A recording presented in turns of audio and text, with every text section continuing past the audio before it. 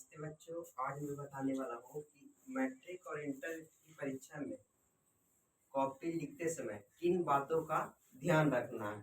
परीक्षा बहुत नज़दीक आ गई है। जैसे कि आप लोगों को पता है कि इंटर का परीक्षा 1 फरवरी से और मैट्रिक की परीक्षा 17 फरवरी से स्टार्ट होने वाला है। इसलिए नज़दीक समय आ गया है, लेकिन हमको एक चीज़ बहुत विशेष करके ध्यान देना है कि परीक्षा में कॉपी कैसे लिखना है, क्योंकि आप लोग साल भर मेहनत करते हैं। साल भर मेहनत करते हैं आप लोग, लेकिन लिख के कितने घंटे में आना है? 3 घंटे में। 3 घंटा 15 मिनट। 15 मिनट तो आप लोग को मिलता है क्वेश्चन पढ़ने के लिए, लेकिन बनाने के लिए कितना टाइम मिलता है? 3 घंटा। इसलिए कुछ पॉइंट्स है उसको हम बताएंगे। आप कोशिश कीजिएगा कि लिख लीजिए तो बेहतर है, नहीं तो वैसे भी ठीक है। इसमें स्पेस नहीं है, इसलिए मैं कॉपी पे लिख के लाया हूँ। आप एक एक चीज़ को ध्यान से सुनिएगा और इसको कोशिश कीजिएगा कि वीडियो खत्म होने के बाद इसको कॉपी पे लिख लीजिए। इससे क्या होगा कि आपको बहुत फायदा होगा। ऐसे आप भूल भी सकते हैं। पॉइंट नंबर पहला हमारा कि 2 विभिन्न रंग के कलम का उपयोग करना है। सिर्फ 2 ही, तीसरा नहीं।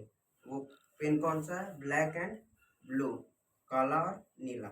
फिर दूसरा में 2 उत्तरों के बीच खाली स्थान जरूर छोड़ें। जैसे ही आप 2 क्वेश्चन बनाते हैं, मैथ हो, साइंस हो, फिजिक्स हो, कोई भी हो, तो 2 क्वेश्चन बनाने के बाद बीच में थोड़ा गैपिंग जरूर दीजिए। इससे क्या होता है कि कॉपी देखने में सुंदर लगता है।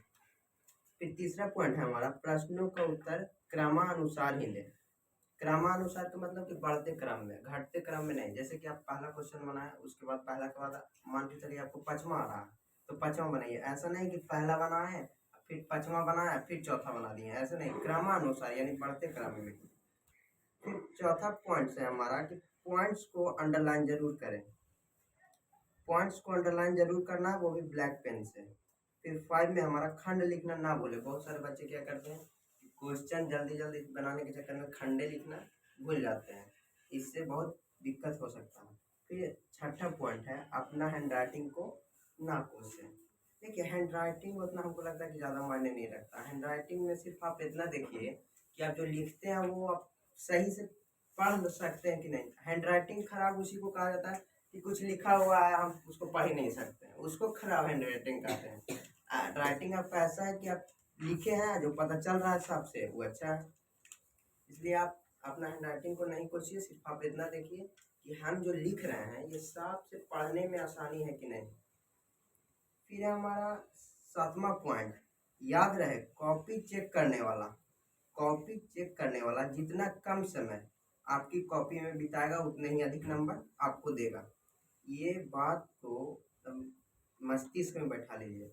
कोई भी एग्जामिनर जब कॉपी आपका चेक करता है तो जितना कम समय आपकी कॉपी में बिताएगा उतना ही अधिक नंबर देगा। जिसमें समझिए कि ज़्यादा टाइम लग रहा है उसमें समझिए कि नंबर कट रहा है। फिर 8वां में कॉपी सजा हुआ होना चाहिए। कॉपी को रंगोली नहीं बनाना है। ऐसा नहीं कि ब्लू और ब्लैक का यूज करना है, पूरा एकदम इतना कर देना कि एकदम लगे कि रंगोली बना हुआ, वैसा बिल्कुल नहीं करना है। फिर 9 में लघु और दीर्घ अलग अलग ही बनाए। लघु मतलब 2 नंबर वाला है प्रश्न, और दीर्घ मतलब 5 नंबर वाला। ये नहीं कि लघु प्रश्न बनाया फिर एगो दीर्घ बनाया, वैसा नहीं करना है। या तो आप पहले लघु बना लीजिए या तो आप दीर्घ बनाइए। लेकिन क्वेश्चन में तो रहता ही है, मेंशन किया हुआ रहता है कि पहले लघु ही बनाना है उसके बाद दीर्घ में जाना। फिर हमारा फिगर, फिगर यानी कि चित्र, पेंसिल से बनाए। फिगर कभी भी भूल से भी आप पेन से नहीं बनाइएगा। फिर 11 में गलती ज़्यादा ना करें। ज़्यादा गलती नहीं करना है। मान के चलिए कि ज़्यादा गलती हो भी जाता है तो उसको छोड़ देना है, काट कूट नहीं कीजिए। कोशिश कीजिए कि गलती ज़्यादा ना हो। अगर मान के चलिए हो भी जाता है तो उसको सही छोड़ दीजिए। फिर हमारा रफ लास्ट में करें। आपको कॉपी मिलेगा, कॉपी तो ये ऐसा है, वहाँ आपको कॉपी ऐसा मिलेगा, इधर से पलटाएगा। कॉपी वहाँ बहुत अच्छा रहता है। फिर रफ लास्ट में करें, बाद में कट मार देना। फिर एक कोशिश करें पॉइंट्स में आंसर लिखने का। ऐसा नहीं कि लिख दिए अल्लाह पता चला कि लिखना लिख रहा है। पॉइंट्स में तोड़ तोड़ के लिखिए ताकि देखने वाले को अच्छा लगे। फिर है हमारा यहाँ नॉलेज का ज्ञानी नहीं देखा जाएगा, देखा जाएगा आपका कॉपी। आप कितने बुद्धिमान हैं, आप कितने ज्ञानी हैं, आप क्या हैं ये नहीं देखेगा। जो एग्जामिनर है वो सिर्फ आपका कॉपी देखेगा। इसलिए जितना भी आपको ज्ञानी दिखाना, आप कॉपी को अच्छे से लिखिए ताकि एग्जामिनर खुश हो जाए और आपको ज़्यादा से ज़्यादा नंबर दे सके। फिर 16 में आंसर को पैराग्राफ में तोड़ तोड़ कर लिखना है। ये नहीं कि एकदम लिख रहे हैं, छोटा छोटा पॉइंट बनाइए उसको तोड़ तोड़ करके लिखिए। फिर हमारा 17 में कि जितना चार्ट्स मैप या डायग्राम बना सकते हैं जरूर बनाएं। चार्ट्स मैप या डायग्राम हमको लगता है कि 2-3 ही सब्जेक्ट हैं जिसमें बना सकते हैं, या तो बायोलॉजी हो गया, या तो फिजिक्स, या तो केमिस्ट्री और मैथ। हिंदी में तो चार्ट्स मैप डायग्राम की कोई जरूरत है ही नहीं। अगर आप बनाते हैं तो किस चीज़ से बनाना है इसको, पेन से कि पेंसिल से? पेंसिल से। पेन से बिल्कुल भी नहीं बनाना। फिर स्टेप बाय स्टेप आंसर लिखें। जैसे स्टेप बाय स्टेप, जैसे आप लिख रहे हैं निबंध, तो निबंध में लिखे शुरुआत के बाद लिखिए उसको कि इसका क्या लाभ है। ये नहीं कि पहले हानि बता दीजिए फिर लाभ बताइए। स्टेप बाय स्टेप आंसर लिखना है। फिर किसी भी प्रश्न में आवश्यकता से अधिक समय ना दें। फिर से सुनिएगा, किसी भी प्रश्न में आवश्यकता से अधिक समय ना दें। अगर आपको लगता है कि नहीं ये क्वेश्चन हमको आता है तो बढ़िया से, तो ये नहीं कि इसी के पीछे हम पूरा लग गए, वैसा नहीं। जो आपको और सारे भी क्वेश्चन बनाना है, इसलिए 2 नंबर वाला क्वेश्चन है तो उतना ही लिखिए, ज़्यादा बढ़ा चढ़ा के लिखने की जरूरत नहीं है, क्योंकि आप उसमें कितना भी बढ़ा चढ़ा के लिखिएगा तो आपको कितना नंबर मिलेगा? 2 ही नंबर मिलेगा। क्यों? क्योंकि 2 नंबर का वो क्वेश्चन है। फिर लास्ट के लिए 10 मिनट जरूर निकालिएगा।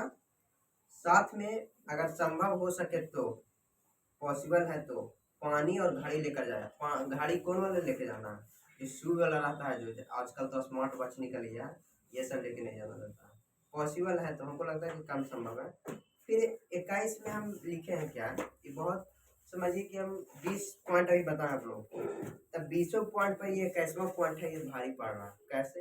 क्योंकि 21 पॉइंट में क्या है, शुरू में 3 से 4 प्रश्न वही बनाए जो आपको 100% सही से याद हो, चाहे वो हिंदी हो, संस्कृत हो, मैथ हो, साइंस हो, सोशल साइंस हो, कोई भी सब्जेक्ट हो। शुरू में आपको क्या देखना है कि जितना भी क्वेश्चन है, जैसे मैथ है हमारा, तो मैथ में लघु प्रश्न कितना रहता है? 30 में से आपको देखना है क्या, आपको कितना बनाना है? 30 में 15। तो 15 में आपको क्या देखना है कि 15 में से हमको कौन सही से आ रहा है, वही 5-6 क्वेश्चन बनाना है शुरू में।